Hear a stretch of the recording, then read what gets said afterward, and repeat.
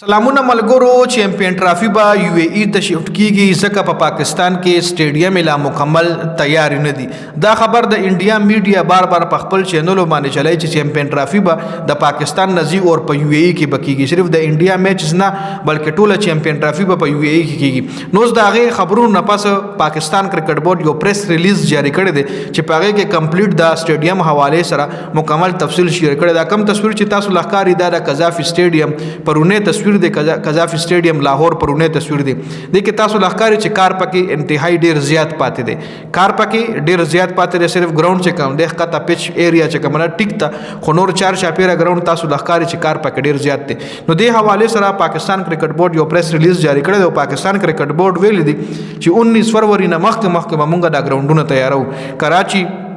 لاهور شو او راولپنډي دا ګراوندونه به کمپلیټلی د چیمپئن ټرافي نه مخکې موږ ځکه تیارو چې په کراچي ګراوند او په لاهور ګراوند باندې به د چیمپئن ټرافي نه مخکې د پاکستان کم ټرای نیشن سیریز دی پاکستان ساوث افریقا او نیوزیلند نو هغه د پاره به د پیچ کمپلیټ تیار وي د ټرای نیشن سیریز به موږ د لاهور او د کراچي په سټیډیم باندې کو چون کې مخکې د ملتان په سټیډیم باندې سکیجول خو د ټرای نیشن سیریز چې کم دی دا پر لاهور او د کراچي په ګراوند باندې کیږي نو چیمپئن ټرافي د پاره به پیچز کمپلیټ تیاریږي څومره هم کار پکې پاتې په دې 2 شفټه چلی 3 شفټه چلی او کار به ډیر تیزی سره مکمل کیږي